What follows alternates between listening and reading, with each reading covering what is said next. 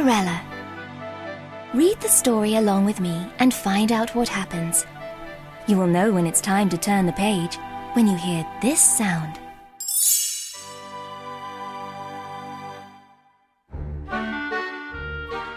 Once upon a time, in a faraway land, there was a young girl named Cinderella. When she was a child, her mother died.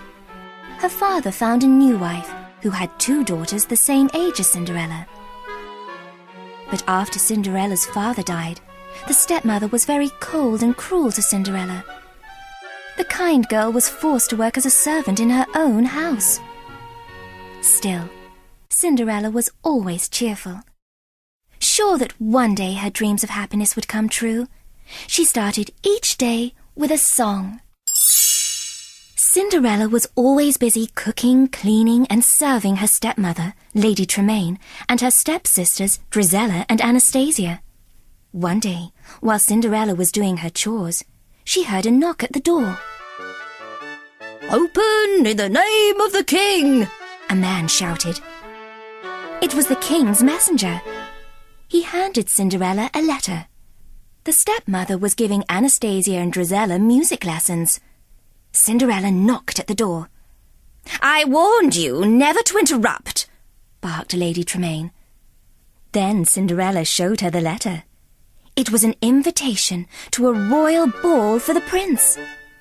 "By royal command, every eligible maiden is to attend," the stepmother read. "That means I can go," Cinderella cried happily. "You?" Anastasia shrieked. "I see no reason why you can't go to the ball," the stepmother said in a silky voice. "If you get all your work done, and if you can find something suitable to wear." "Oh, I will," promised Cinderella, hurrying away. "Do you realize what you just said?" a horrified Drizella asked her mother. But Lady Tremaine had a plan. "Of course. I said if," answered the evil woman. "Oh, if," Drizella repeated. Anastasia giggled. Cinderella went up to her room in the attic and found an old dress in a trunk. "It was my mother's," she told her animal friends as she twirled around. "It's a little old-fashioned," admitted Cinderella, "but I can fix that." She took out a book and found a picture of another dress. She had just started making plans when she heard a shrill cry, "Cinderella!"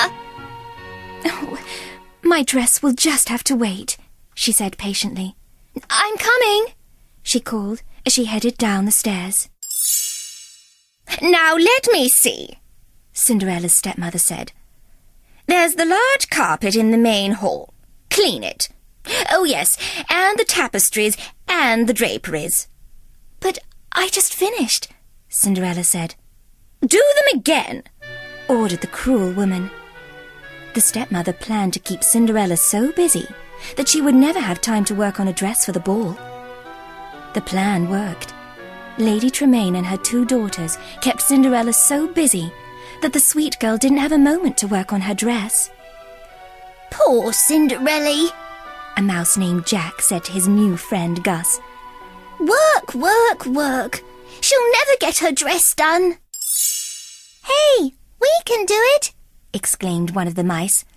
"We can fix the dress for Cinderella." All the animals thought it was a wonderful idea. Jack and Gus scurried to find some new trimmings for the dress. Anastasia and Drizella were throwing things away. "I wouldn't be caught dead in that sash," Anastasia said, while Drizella kicked aside her old beads. So the 2 mice scooped up the discarded items. Jack and Gus had to sneak past Lucifer the cat. It wasn't easy, but they did it. The other mice were proud of Jack and Gus. All of the animals began to work on Cinderella's dress. The mice and the birds measured and cut and sewed. They all sang as they worked. They couldn't wait to surprise their friend Cinderella. But would they finish in time? Soon it was 8 o'clock. "The carriage is here," Cinderella told her stepmother. "Why, Cinderella, you're not ready," said her stepmother, sounding surprised. "Aren't you going, child?" No, I'm not going. Cinderella hadn't had a chance to work on her dress all day. There will be other balls," her stepmother told her smugly, knowing she had kept Cinderella from going to this one. Cinderella told herself the ball would be frightfully dull, but in her heart she knew it would be completely wonderful. Slowly, Cinderella walked up the stairs to her attic room.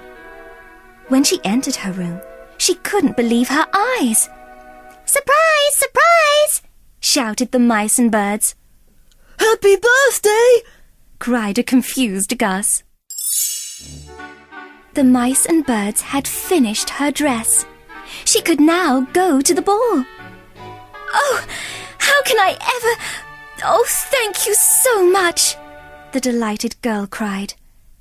Cinderella dressed quickly and raced down the stairs, calling, "Wait, please, wait for me." Lady Tremaine was shocked. Now she would have to let Cinderella go to the ball. Or would she? "Those beads, they give it just the right touch. Don't you think so, Drizella?" the stepmother observed. Drizella saw that Cinderella was wearing her old beads. "Thief!" Drizella cried. Then Anastasia noticed her old sash. The two girls tore at Cinderella's dress. By the time they were finished, the dress was in rags, and Cinderella was in tears. "Good night," the stepmother said, as she left for the ball with her horrible daughters. Cinderella ran outside to the garden. Her animal friends felt terrible, but there was nothing they could do to help their poor Cinderella. It seemed as if her dreams would never come true. "It's just no use. There's nothing left to believe in," Cinderella sobbed. "Nothing?" asked a voice. "Now, you don't mean that. If you'd lost all your faith, I couldn't be here. And here I am." It was Cinderella's fairy godmother, and she was going to help Cinderella go to the ball. With a wave of her wand and a few magic words, a pumpkin became an elegant coach. 4 mice were changed into 4 horses. A horse was turned into a coachman, and Bruno the dog became the footman. The fairy godmother was pleased. "Well, hop in, my dear. We can't waste time." But Cinderella wasn't quite ready. "Don't you think my dress—" she began. The fairy godmother looked at Cinderella. "Oh, goodness! You can't go to the ball in that."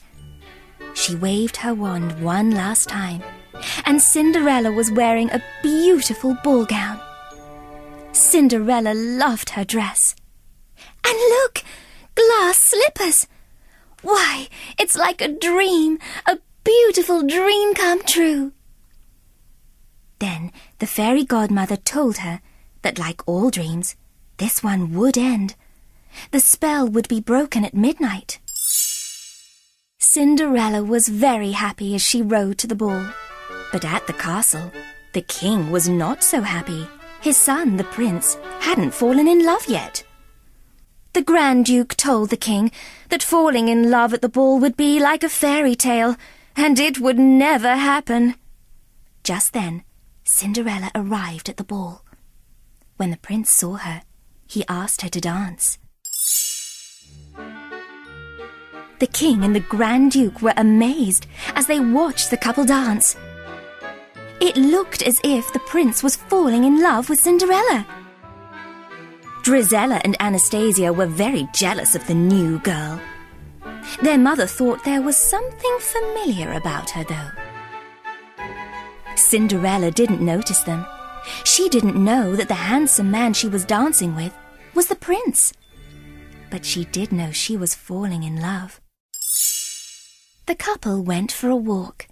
They laughed and talked. Time seemed to fly by, And all too soon, Cinderella noticed it was almost midnight. "I have to go," she apologized, and she hurried away. The prince didn't even know her name. "Wait!" he called. But Cinderella couldn't wait. As she rushed down the steps of the castle, she lost one of her glass slippers. Still, she didn't stop. The prince told the Grand Duke he would marry the maiden whose foot fit the slipper. She was the girl of his dreams. Meanwhile, Cinderella was sitting by the side of the road.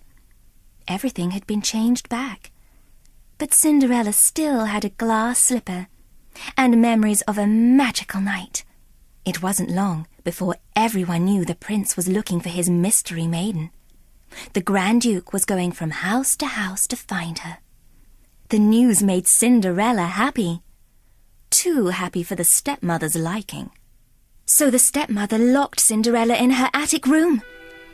"You can't keep me in here, please," sobbed Cinderella. The stepmother put the key in her pocket. Jaq and Gus wanted to help. They took the key from the stepmother. The two brave mice worked hard to bring the key up to Cinderella. But would they reach her in time? By now, the Grand Duke and a footman had arrived at Cinderella's house. Drizella tried on the slipper. When it didn't fit, she blamed the poor footman. Get away from me! She shouted. The slipper didn't fit Anastasia either. "Are there any other ladies of the house?" the Grand Duke asked. "There is no one else," replied Lady Tremaine. Just then, they heard Cinderella calling, "Your Grace! Your Grace!" The mice had freed Cinderella. The jealous stepmother didn't want to let Cinderella try on the slipper, so she tripped up the footman, and the slipper broke. Luckily, Cinderella had her other slipper in her pocket. The Grand Duke was delighted.